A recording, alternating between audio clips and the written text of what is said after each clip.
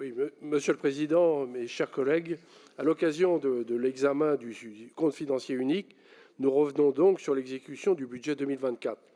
C'est d'ailleurs un exercice très important d'objectivité et de vérité. Je note d'ailleurs que la région s'est engagée depuis 2021 déjà dans cette démarche de lisibilité et de transparence et progresse en vue de la certification des comptes, ce qui est tout à fait une bonne chose. Ce CFU fait la preuve, une nouvelle fois, de l'excellente maîtrise des finances régionales et de la très bonne gestion de la région.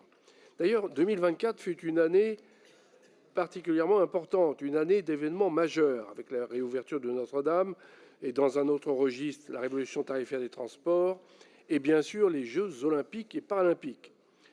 Comme premier partenaire public après l'État, la région a investi dans ce domaine plus de 500 millions d'euros. On nous annonçait d'ailleurs le pire, mais la réalité, c'est que la région a été au rendez-vous. Elle a pu ainsi contribuer très efficacement au grand succès des Jeux olympiques. Succès dont nous continuerons bien sûr demain, et Jeux dont nous continuerons à faire demain fructifier l'héritage. Pourquoi ce succès? Parce que depuis 2016, nous nous sommes fixés un objectif prioritaire, celui de la bonne exécution, de la bonne réalisation des budgets. Il faut d'ailleurs bien dire qu'auparavant, les majorités votaient des budgets qui n'étaient qu'à moitié exécutés ou aux trois quarts exécutés. C'était d'ailleurs privilégier la communication et non l'action véritable. Notre présidente de région agit différemment. Nous annonçons et nous réalisons. En 2024, la démonstration a été encore faite puisque notre budget a été exécuté à plus de 99%. Une très bonne exécution du budget, nos engagements sont tenus. Depuis le début, nous accordons la priorité à l'investissement. Pourquoi l'investissement? Parce que ce sont ces investissements qui changent la vie des Franciliens et parce que nous pourrons ensuite transmettre ces nouveaux équipements aux générations suivantes. En 2024, nous avons investi plus de 2,8 milliards d'euros, qui est un niveau historique, 1,3 milliard de plus qu'en 2016, un niveau sans équivalent et réalisé. Nous avons investi massivement dans la rénovation, la modernisation des lycées et dans la construction de lycées neufs, comme celui de Vincennes, au total plus de 1 milliard. Dans ce secteur, nous avons lancé un plan très ambitieux, le plan le plus ambitieux jamais porté par une collectivité, 6,6 milliards pour rénover et construire 30 000 nouvelles places.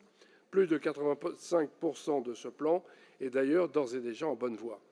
Et c'est compté sans l'effort mené pour la sécurisation des lycées de 120 millions dans une période où, malheureusement, la violence dans les établissements ne cesse de progresser. La jeunesse, c'est d'ailleurs un des fils rouges de notre action.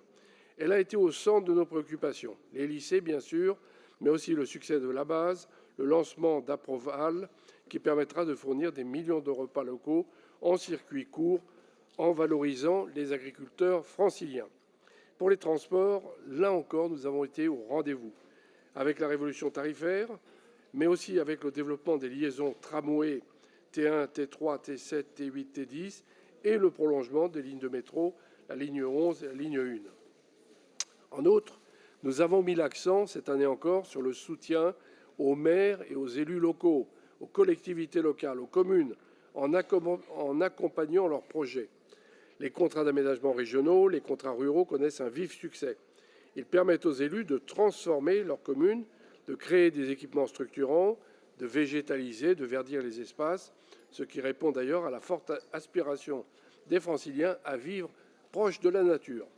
Mais nous avons aussi poursuivi les actions en faveur de l'environnement, avec le vote du SDRIF-E, qui vient d'être validé, comme l'a rappelé notre présidente cette semaine, par le Premier ministre. SDRIF-E qui sauvegarde plus de 160 000 hectares de nature sans impact budgétaire, mais aussi nos politiques de transition énergétique, rénovation thermique des bâtiments, développement des énergies renouvelables. En 2024, la région a été très active en matière olympique grâce aux investissements pour le haut niveau, CREPS, la base de Vertorcy, la construction de centaines d'équipements sportifs de proximité et son soutien aux volontaires du tourisme et à la formation des agents de sécurité. Au total, 2024 nous a permis de continuer à investir à des niveaux sans précédent, en conservant une dette maîtrisée à un niveau très soutenable. Notre capacité de désendettement est encore très supérieure à celle de 2015. Nous avons d'ailleurs pour cela continué à faire des économies en fonctionnement, des efforts demandés aux organismes dont la trésorerie était surabondante. Et je rappelle aussi que le déménagement du siège de la région a permis de diviser par 2 le prix du loyer au mètre carré. Nous avons supprimé, rationalisé plus de 15 structures. Nous avons assumé la suppression de nouveaux postes après en avoir déjà supprimé 450 au siège et dans les organismes associés. Ce sont des choix certes courageux, mais les résultats sont là. En dehors des frais financiers, les dépenses de fonctionnement sont en baisse à 2,9 milliards. Et si l'on prend en compte les intérêts de la dette, ces dépenses de fonctionnement progressent moins vite que l'inflation. Elles sont donc parfaitement maîtrisées. Ainsi, en 2024, nous avons été au rendez-vous des grands enjeux régionaux, avec un budget ambitieux, parfaitement exécuté, selon les priorités qui avaient été définies. Et en 2025, nous poursuivrons et amplifierons ces priorités, notamment dans le cadre du vote du budget supplémentaire. Voilà nos résultats de 2024, ceux de l'ambition et de la solidité qui font que les Franciliens apprécient et reconnaissent à sa juste mesure l'excellente qualité de notre gestion. Mesdames et messieurs, je vous remercie.